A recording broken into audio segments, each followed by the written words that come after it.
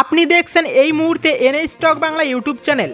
জানিয়ে দেব আজকের বিশেষ খবর।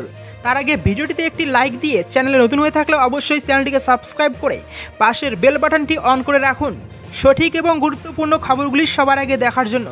আর আপনি কোন জেলা থেকে দেখছেন আপনার জেলার নামটি অবশ্যই কমেন্ট করে জানিয়ে দেবেন। অনেক পিছনে বিজেপি ও কংগ্রেস লোকসভায় নজর কাড়া স্ট্রাইক রেট তৃণমূলের। লোকসভা নির্বাচনের পর ধীরে ধীরে প্রকাশ্যে আসছে বিজেপি কংগ্রেস তৃণমূলের রাজনৈতিক সাফল্য ও ব্যর্থতার চুলচেরা বিশ্লেষণ। আগেই জানা গিয়েছে মোদি ম্যাজিক ফিকে হয়েছে এবার।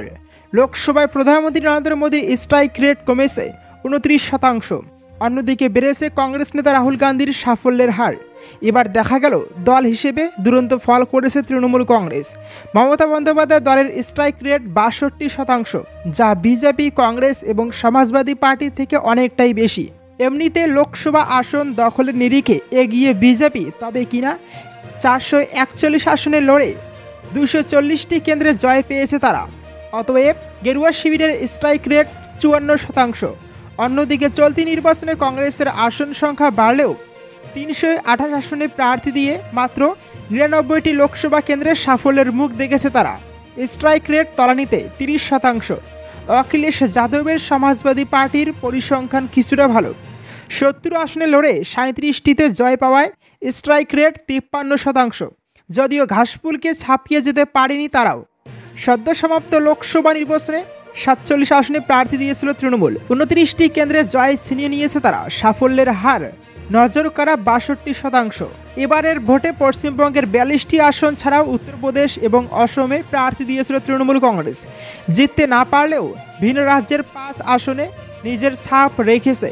চমকে দেওয়া ফল করেছে উত্তরপ্রদেশের ভাদোহী কেন্দ্রের তৃণমূল প্রার্থী ললিতেশ পতি ত্রিপাঠী। বিজেপি প্রার্থীর কাছে 44,000 ভোটে পরাজিত হলেও যোগীরাজ্যের তৃণমূলের সমর্থনে 4,16,000 ভোট পেয়ে চমকে দিয়েছিলেন তিনি।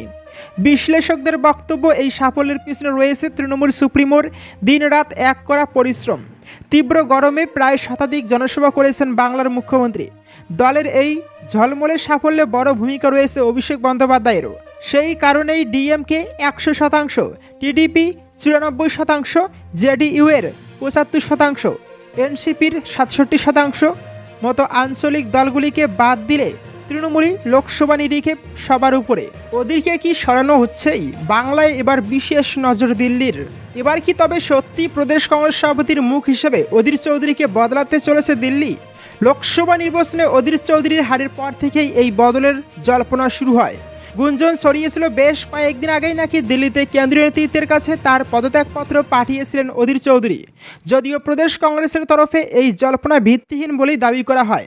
এরই মধ্যে নতুন করে আবারও চর্চা শুরু। শোনা যাচ্ছে প্রদেশ কংগ্রেস সভাপতি নিয়ে চূড়ান্ত সিদ্ধান্ত নিতে এবার দিল্লিতে তলব করা হয়েছে বঙ্গের নেতাদের।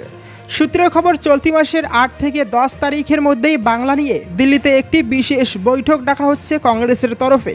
এই বৈঠকে পশ্চিমবঙ্গের প্রদেশ নেতৃত্বের তরফে কমপক্ষে 25 জনকে ডাকা হবে বলে সূত্রের খবর। সম্প্রতি এআইসিসির তরফে প্রতিনিধি দল এসেছিল বাংলায়, যেখানে প্রদেশ নেতৃত্বের সঙ্গে তারা কথা বলে মতামত নেয় বলে খবর।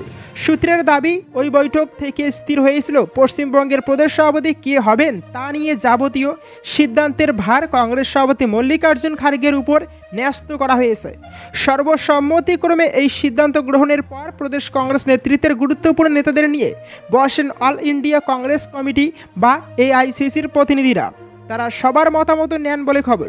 সেই মতামত নিয়ে দিল্লিতে কংগ্রেস নেতৃত্বের কাছে জমা দিয়েছে ওই প্রতিনিধি দল। এবার খবর, দিল্লিতে ডাকা হচ্ছে বাংলার প্রদেশ নেতৃত্বকে। সব থেকে বড় কথা, এবার কি তবে বদলে যাবে প্রদেশ সভাপতি? সত্যি কি বঙ্গ রাজনীতিতে অধীর জমানা শেষ এবার? এই প্রশ্নই ঘুরপাক খাচ্ছে রাজনৈতিক মহলে। সম্প্রতি কলকাতায় দিল্লি কংগ্রেস নেতৃত্ব বৈঠক করেছিলেন। সেই বৈঠকের পরই অধীরের গলায় শোনা গিয়েছিল আবেগের সুর। অধীর বলেছিলেন তিনি অস্থায়ী সভাপতি। সেক্ষেত্রে এখন প্রশ্ন ওঠাই স্বাভাবিক, আবারও কি তাকেই প্রদেশের মুখ করে রাখবে কংগ্রেস, নাকি নতুন কোনো মুখ এবার কংগ্রেস দিক নির্দেশন হবে? ইতিমধ্যেই বহু জেলা সভাপতি অধীরের সঙ্গে দেখা করে তাকে প্রদেশ সভাপতি হিসেবে কাজ করার অনুরোধ জানিয়ে এসেছেন বলে খবর। তবে এক্ষেত্রে অবশ্যই চূড়ান্ত সিদ্ধান্ত নেবেন কংগ্রেস হাইকমান্ড। 2025-এর পর আর ক্ষমতায় থাকবেন না উনি। বিস্ফোরক কিশোর কাকে নিয়ে ভবিষ্যৎবাণী? লোকসভা নির্বাচন মিটতেই এবার পুরোদস্তুর বিহার রাজনীতি নিয়ে পড়ে গেলেন ভোটকুশলী প্রশান্ত কিশোর। জেডিইউ এর জাতীয় কার্যনির্বাহী বৈঠক নিয়ে নীতিশ কুমারকে তীব্র আক্রমণ করলেন জনসুরজ পদযাত্রার মূল হোতা প্রশান্ত কিশোর। তিনি বলেন, বিহারের জনগণ এবার নীতিশ কুমারকে এমনভাবে চেয়ার থেকে সরিয়ে দেবে যে কোনো কথা বলার মতো অবস্থায় থাকবেন না তিনি। আমি প্রশান্ত কিশোর আপনাদের প্রথমেই বলতে চাই, সঠিক উদ্দেশ্য নিয়ে কাজ করা কখনোই বৃথা হবে না। পিকের দাবি, লোকসভা নির্বাচনে বিজেপি যদি বিপুল সংখ্যাগরিষ্ঠতা পেত তাহলে নীতিশ কুমারের গল্প ওখানেই শেষ হয়ে যেত। বিহারের মানুষও চায় 2025 সালের পর নীতিশ কুমার আর থাকবেন না। বিহারের মানুষ যদি বিহারের বাইরে গিয়ে কাজ করতে না চায় তাহলে আমাদের নীতিশ কুমারকে হারাতে হবে। শুধু নীতিশ কুমার নয়, তেজস্বী যাদব ও লালু প্রসাদ যাদবকেও আক্রমণ শানিয়েছেন প্রশান্ত কিশোর। পাশাপাশি বিজেপিকেও নিশানা করেছেন তিনি। 2025 সালের বিধানসভা নির্বাচনের আগে এই বছরের 2রা অক্টোবর জনসুরজ পার্টি গঠন করতে চলেছেন পিকে। বিহারের 243টি বিধানসভা আসনে প্রতিদ্বন্দ্বিতা করার প্রস্তুতিও নিচ্ছেন প্রশান্ত কিশোর। তার দলের সংগঠনের জন্য একটি কমিটিও গঠন করেছেন। প্রসঙ্গত, তৃতীয় এনডিএ সরকার গঠনে গুরুত্বপূর্ণ ভূমিকা নিয়েছেন নীতিশ কুমার। নীতিশের দল জেডিইউ এবং চন্দ্রবাবু নাইডুর টিডিপির সমর্থনেই সংখ্যাগরিষ্ঠতা পেয়েছে নরেন্দ্র মোদী সরকার। প্রথমে ভাবা হয়েছিল সুযোগ পেয়ে নীতিশ হয়তো চাপে ফেলবেন বিজেপিকে, স্পিকারের মতো পদের দাবি জানাতে পারে জেডিইউ। একান্ত তা না হলে রেলের মতো গুরুত্বপূর্ণ মন্ত্রকের দাবি জানাবে নীতিশের দল। শেষ পর্যন্ত অবশ্য সে পথে হাঁটেননি নীতিশ, বরং রাজনৈতিক বিশ্লেষকদের অবাক করে দিয়েই মোদী সরকারের মন্ত্রিসভায় ঠাঁই হয়েছে জেডিইউ এর মাত্র 2 জন সাংসদের। তাও আবার সেরকম উল্লেখযোগ্য কোনো মন্ত্রক পাননি তারা। তা নিয়েও নীতিশকে তীব্র আক্রমণ করেছেন প্রশান্ত কিশোর। দিদির বাংলা মহিলাদের জন্য নিরাপদ নয়, চোপড়া কাণ্ডে মমতাকে নিশানা নাড্ডার। চোপড়ার ঘটনায় ইমেজ ফেরাতে ড্যামেজ কন্ট্রোলে তড়িঘড়ি আসরে নেমেছে শাসক দল। গ্রেপ্তার করা হয়েছে ঘটনায় অভিযুক্ত তৃণমূল নেতাকে। এবার প্রকাশ্যে মারধরের ঘটনা নিয়ে মমতা বন্দ্যোপাধ্যায়কে সরাসরি নিশানা করলেন বিজেপি সভাপতি জেপি নাড্ডা। যুগলকে নির্মমভাবে মারধরের ঘটনায় রাজ্যের তৃণমূল কংগ্রেস সরকারকে নিন্দা করে কেন্দ্রীয় স্বাস্থ্যমন্ত্রী বলেছেন, এই রাজ্য মহিলাদের জন্য নিরাপদ নয়।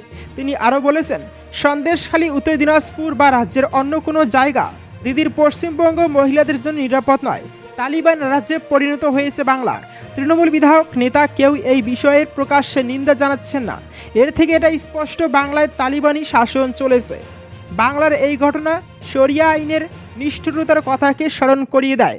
গোটা দেশের মাথায় এই ঘটনায় হেড হয়ে গিয়েছে। বিবাহ বহির্ভূত সম্পর্কের জেরে সালিশি সভার নামে যুগলকে প্রকাশ্যে অত্যাচারের ঘটনায় পুলিশ ইতিমধ্যে তৃণমূল নেতাকে গ্রেপ্তার করেছে। রবিবার রাতে আটক করা হয়েছে চোপড়ার ডাপুরের তৃণমূল নেতা আজমুল হক ওরফে জেসিবিকে। উত্তর দিনাজপুরের চোপড়ার হাড়হিম করা ভিডিও ভাইরাল হতেই ফের প্রশ্নের মুখে সাধারণ মানুষের নিরাপত্তা। রাজ্যে যখন নানান জায়গায় একের পর এক গণপিটুনির ঘটনার সামনে আসছে, তার মধ্যেই এই ভাইরাল ভিডিওকে কেন্দ্র করে শাসক দলের বিরুদ্ধে সুর চড়াতে শুরু করেছে সিপিএম বিজেপি। ঘটনার গুরুত্ব উপলব্ধি করে রবিবার সন্ধ্যাতেই আটক করা হয় অভিযুক্ত নেতাকে।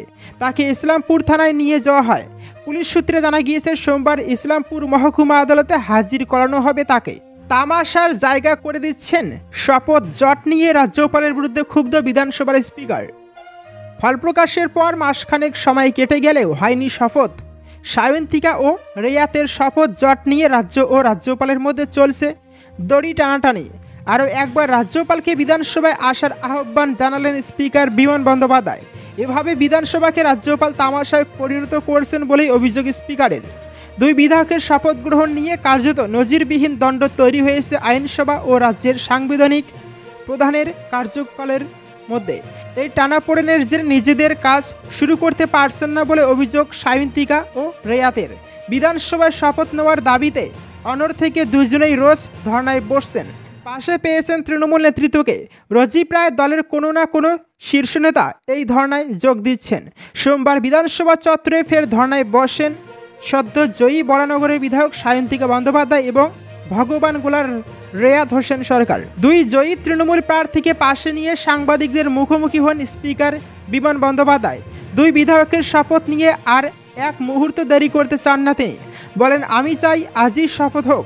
সারা রাজ্যের মানুষ দেখছেন, তামাশার জায়গা করে দিচ্ছেন। রাজ্যপালের বোঝা উচিত এখনও আমি তার কাছে আবেদন করব, আপনি আসুন, ওদের শপথ বাক্য পাঠ করান। আমি আপনাকে গেট থেকে রিসিভ করে বিধানসভায় নিয়ে আসব। তিনি আরও বলেন, আমি আগেই বলেছি, আবারও বলছি, রাজ্যপাল আসুন, বিধানসভায় ওদের শপথ বাক্য পাঠ করান। আর যদি ওনার এখানে আসতে অসুবিধা থাকে তাহলে পরিষদীয় গণতন্ত্রের কনভেনশন অনুযায়ী স্পিকারের উপর দায়িত্ব দিন শপথ বাক্য পাঠ করাতে।